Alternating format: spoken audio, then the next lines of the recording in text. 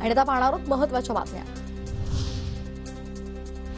गेल्या 10 वर्षांमध्ये देशातून 19 लाख ईव्हीएम मशीन चोरीला गेल्या। संजय राऊतांचे ईव्हीएम मशीनवरून केंद्र सरकारवर हल्लाबोल।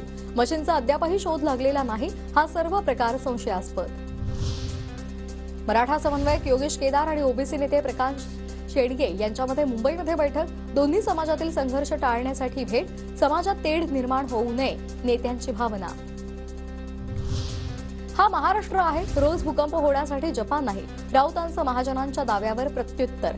ईडीच्या भीतीनं पक्ष फोडून चोरणाऱ्याला भूकंप म्हणत नाही, असंही प्रत्युत्तर। राजाराम कारखान्याच्या एमडी नंतर आता माजी अध्यक्षांना मारहाण। माजी अध्यक्ष सर्जेराव माने यांना बेदम मारहाण। ग्रामपंचायतीच्या वादातून मारहाण झाल्याची माहिती।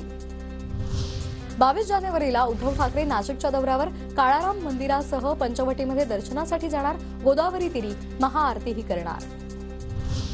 केवळ 20 मिनिटांमध्ये शिवडी ते चिर्ले अंतर कापलं जाणार। त्यामुळे वेळ आणि इंधनाची बचत होणार। तिसऱ्या मुंबई संदर्भात मुख्यमंत्र्यांनी विश्वास व्यक्त केला। पर्यावरणाचा समतोल राखून केलेला हा भारतातला सर्वात मोठा प्रकल्प, मुख्यमंत्र्यांनी सांगितले। अटल सेतूची वैशिष्ट्ये।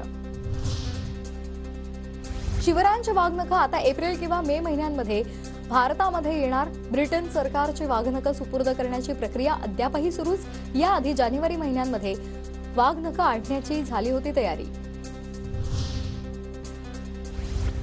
भाजपा आमदार सुनील कांबळेंवर पुण्यामध्ये बंड गार्डन पोलीस ठाण्यामध्ये गुन्हा दाखल। ससूनच्या कार्यक्रमामध्ये पोलीस कर्मचाऱ्याच्या कांचिलात लगावल्याप्रकरणी अडचणीत वाढ।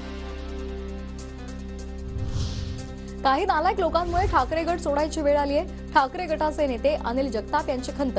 अंधारी सुपाऱ्या घेण्याचं काम करतात, उद्धव ठाकरेंनी सावध व्हावं। अनिल जगताप यांचा उद्धव ठाकरेंना सल्ला।